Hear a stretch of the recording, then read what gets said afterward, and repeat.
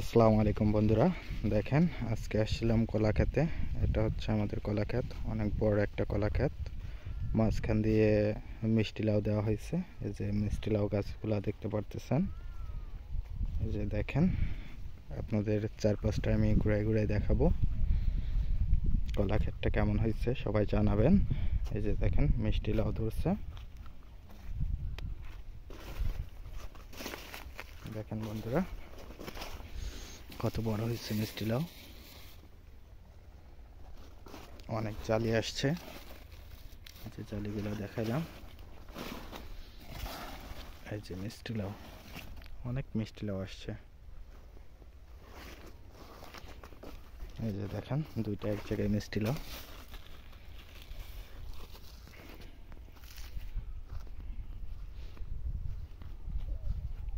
দেখেন বন্ধুরা মিষ্টি লাউগুলা দেখেন, অনেক সুন্দর হয়েছে।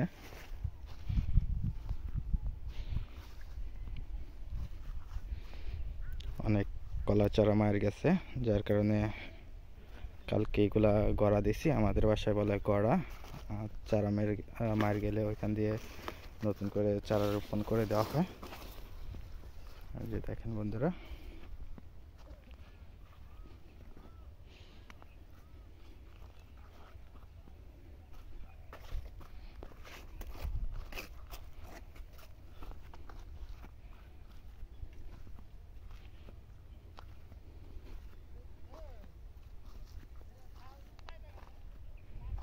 এই যে দেখেন কত বড় একটা মিষ্টি লাউ হয়েছে।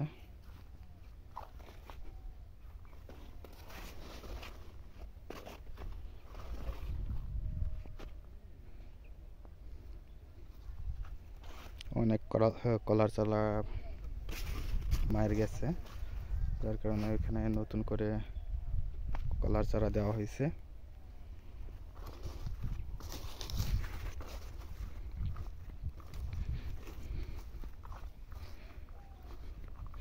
অনেক বড় একটা ক্ষেত, এটা হচ্ছে 60 শতাংশের একটা জমি।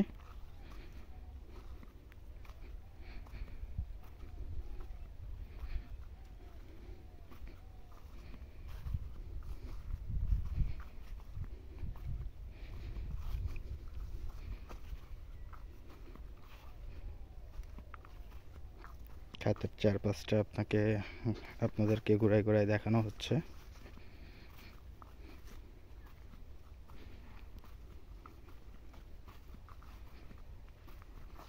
এই চারাগুলা কালকে রোপণ করা হয়েছে।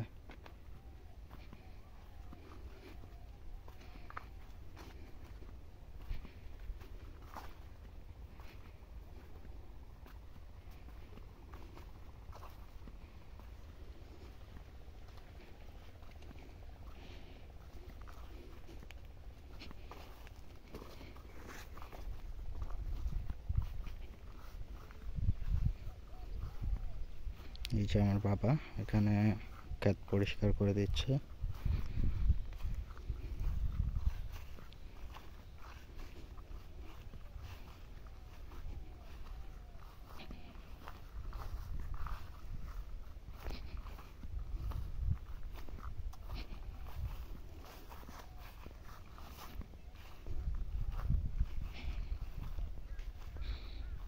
সাইডে কলা ক্ষেতের মধ্যে দেখেন মরিচের চারা দেওয়া হয়েছে। আপনাদের কিছুদিন আগে দেখানো হয়েছিল, মরিচ গাছগুলোতে বিষ দিয়ে দিছি। এখন মোটামুটি ভালো হয়েছে, মরিচ গাছে ভালো ফুল আসছে।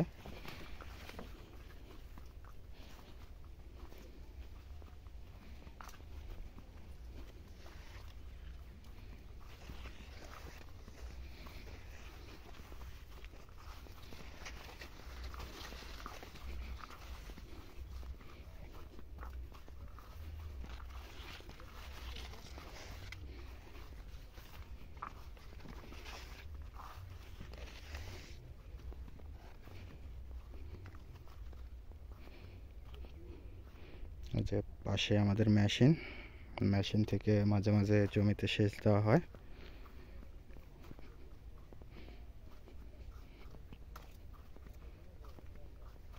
আপনারা যারা কলা চাষ করতে চান এভাবে করতে পারেন। কলা গাছের নিচ দিয়ে মিষ্টি লাউ, মরিচ, অন্যান্য ফসল দিতে পারেন। ভিডিওটা কেমন হলো আপনারা জানাবেন। আপনাদের অনুপ্রেরণা পাইলে নতুন নতুন আরও ভিডিও দিব আপনাদের।